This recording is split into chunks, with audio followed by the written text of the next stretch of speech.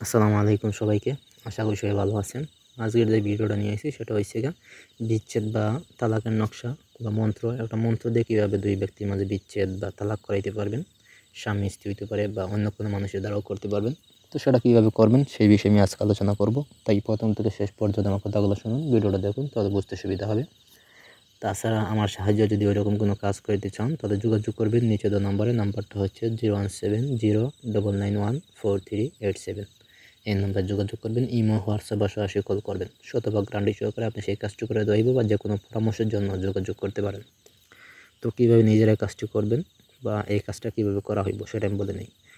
সারাসারি বা তালাকের জন্য এই যে মন্ত্র আছে, মন্ত্রী প্রথম বলে নিই। মন্ত্রী হচ্ছে লঙ্কার হনুমান শিবের দড়ি পায়, আয় শয়তান আয় মেয়ে বন, কর ফলানির বেটি ফলনীকে, ফলনার পুত্র ফলনার আজ হইতে 1 2 3 তালাক, যদি আমার এই কথা হয় বুধ, আল্লাহ নবীর নাই বুধ।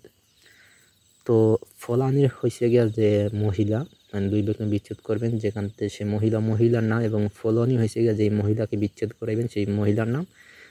ফলনার হয়েছে গিয়া আপনি যেই পুরুষের সাথে বিচ্ছেদ করবেন সেই পুরুষের নাম। প্রথমে হয়েছে মহিলার মায়ের নাম, তারপর হচ্ছে গিয়ে মহিলার নাম, তারপর হচ্ছে পুরুষের নাম। ঠিক আছে, দিয়ে আপনি মন্ত্রটা পাঠ করবেন। তো নিয়মটা হচ্ছে যে এই কর্ম 2 নিয়মে করা যায়। এক হচ্ছে কিছু ইঁদুরের মাটির উপর শনি অথবা মঙ্গলবার এই মন্ত্র 21 বার পড়িয়া যাদের তালাক করাবে তাদের বিছানার নিচে ছিটাইয়া দিবে। 2 নম্বর নিয়মটা হয়েছে শকুনের চামড়ার উপর এই মন্ত্র লিখিয়া চূড়ায়, মানে চুলার তলায় গাড়িয়া দিবে। তো মন্ত্রটি হচ্ছে প্রথমে কুফুরি, তাই শরীরটা বন্ধ রাখতে হবে আপনার, যাতে আপনার কোনো ক্ষয়ক্ষতি না হয় সেদিকে খেয়াল রাখবেন। খেয়াল রেখে কাজ করবেন। এই মন্ত্র দুইভাবে তালাক করাইতে পারবেন বা বিচ্ছেদ করাইতে পারবেন। প্রথমটা হয়েছে গিয়া ইঁদুরের মাটি, ইঁদুরের গর্তে যে ছোটো ছোটো মাটি থাকে সেই মাটিটা আনবেন, আইনা এই মন্ত্র 21 বার পাঠ করবেন। পাঠ করে যাদের মাঝে বিচ্ছেদ করবেন তাদের বিছানা নিচে রেখে দিবেন, তাহলে দেখবেন যে 3 থেকে 4 দিন ভিতরে তাদের বিচ্ছেদ হয়ে গেছে।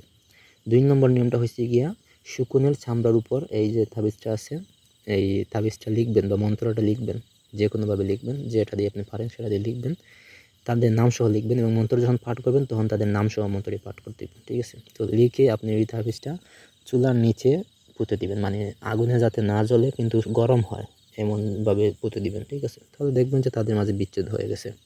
তো এই হলো আজকের তাবিজটা। যদি কোনো কিছু বুঝতে অসুবিধা অবশ্যই যোগাযোগ করবেন। ভিডিওটা ভালো লাগে থাকলে একটা লাইক দিবেন, কমেন্ট করবেন, শেয়ার করে দিবেন। তো ধন্যবাদ সবাইকে।